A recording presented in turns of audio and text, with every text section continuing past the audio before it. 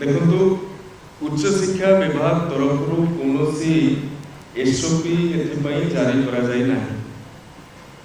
आमे केवल गोटे लेटर जारी करूँ जे छात्र छात्री मानक पाखरु एडमिशन समय पैसा नियंतु ना। जो स्थान भी कॉलेज माने एडमिशन समय पैसा नहीं तार ऑनलाइन फुटप्रिंट डिजिटल फुटप्रिंट आम पाखे अच्छी। कारण कॉलेज कैश आकार में कौन पैसा निए ना। से पैसा आम डिपार्टमेंट को आसी था सैम सोसाइटी को आसी था परवर्त समय में फेरी था।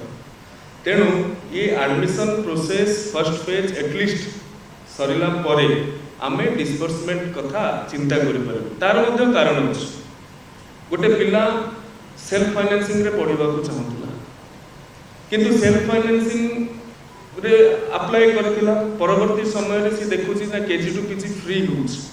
तो मु एठी पैसा देके काई पढ़िबी मु रूट करि जिबी मु KG to PG regular courses ए ऑप्शन ता मध्य रखा जाइछ।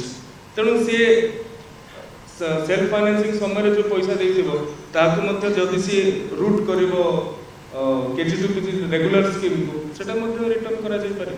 तेणु टोटल एडमिशन शेष नहला पर्यंत रिइंबर्समेंट ता करिबा बुद्धिमतार परिचय हेबो बोली भाबु नै। ह्यू एंड क्राई कॉलेज मानकर भितरे रहिथिला जे सरकार कोन सतरे एते पैसा प्रदान करिवे। सरकार एडमिशन फी केवल प्रदान करिवे बोली कॉलेज माने भाबिथिले। धरा जो गोटे उदाहरण देबी गोटे 662 कैटेगरी कॉलेज 6500 टंका नउछ। सेतिरो एडमिशन फी टा केवल 150 कि 200 टंका थिबो। कॉलेज डेवलपमेंट फी 3000 3500 टंका थिबो। अन्य फीस गुडी को एमती मिसी कि 6000 6500 होथिबो। तेणु कॉलेज मानक भितरे गोटे भावना थिला जे सरकार केवल एडमिशन फी ही छाड़ करूछंती 100 150 200 टंका छाड़ कर देबे।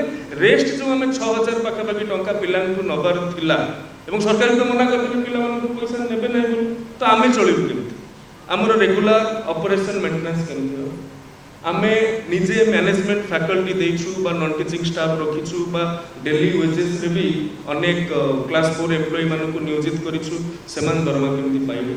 कॉलेज मानक भितरे गोटे संशय रहितला किंतु परवर्ती समय रे आमे एटा को अत्यंत भाबी चिंती की विचार विमर्श करिकी विभिन्न स्टेक होल्डर मानक सहित कथा हेकी एवं समय नहीं किंतु अत्य लंबा समय नहीं ना आज एसओपी जारी करा जाउछि।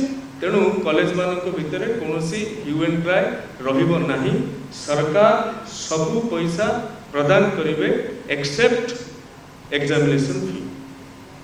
सर जो फी स्ट्रक्चर गोटे केवल ऐड फी रेगुलेशन कमिटी जहार प्रस्ताव रही फी रेगुलेशन कमिटी जहाँ प्रारंभिक स्तर में आम आलोचना होती फी रेगुलेशन कमिटी को हेड करेंगे सेक्रेटरी एवं से गवर्नमेंट कॉलेज प्रिंसिपल माने रे एडेड कॉलेज प्रिंसिपल माने रे अन्य विभागीय गुरुत्वपूर्ण अधिकारी माने रही पारे एवं केतेक स्टेक होल्डर मानक से सामिल करा जिवो गवर्नमेंट नॉमिनेटेड मेंबर्स भी रहिबे। तो एटा गोटे रेगुलेशन आधार रे रेगुलेशन को ऑब्जेक्टिव रखिकी ये कमिटीटा गठन हेबो जो द्वारा कि सरकार पैसा दौछंती बोली आमे निजस्व व्यवस्था रे पैसा बढ़ी दबा से व्यवस्था को चेक एंड बैलेंस करबा पई ए योजना प्रस्तुत करा। एथिपाई सरकारी व्यवस्था रे सबु कॉलेज रो फीटा समान हेउ नहीं। सबु कॉलेज रो पाठ्यक्रम समान नहीं। सबु कॉलेज रे पीजी समान नहीं। सबु कॉलेज रे खोलिथिबा कोर्सेस समान नहीं। सबु कॉलेज रो स्टूडेंट समान नहांती स्टूडेंट स्ट्रेंथ सबु कॉलेज रो टीचर स्ट्रेंथ अन्य नॉन टीचिंग स्टाफ समान नहांती।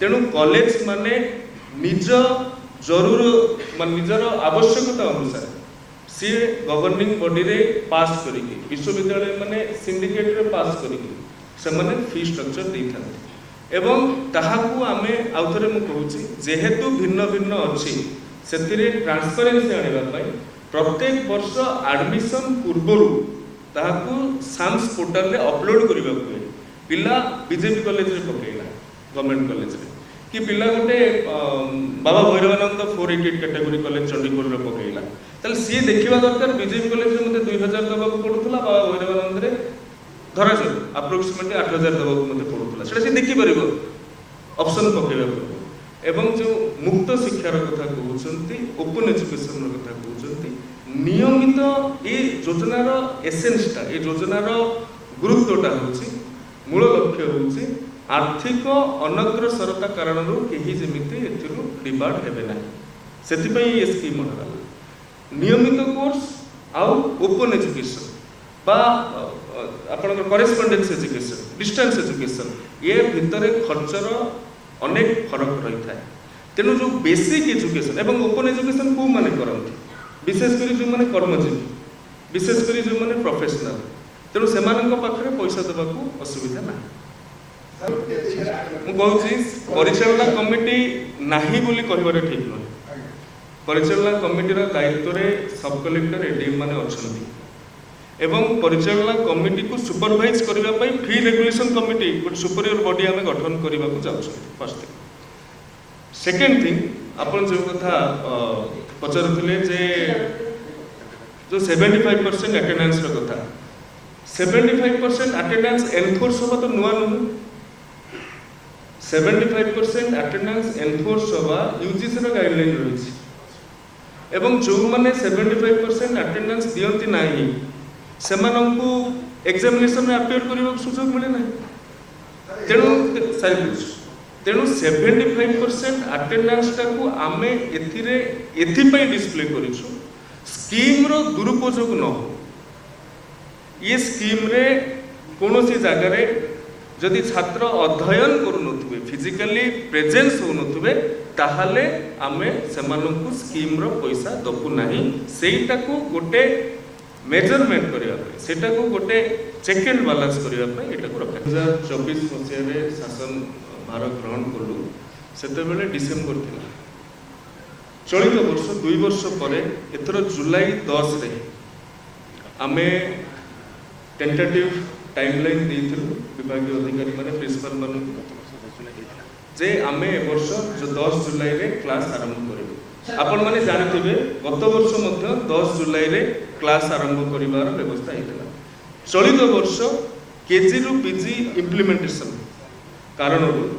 अल्प किछि दिन विलंब हो पारे तार अर्थ नहीं पूर्व जमी सेप्टेम्बर अक्टोबर नवेम्बर डिसेम्बर जाए स्टेज होता सेमती हम ना तेणु आपण मैंने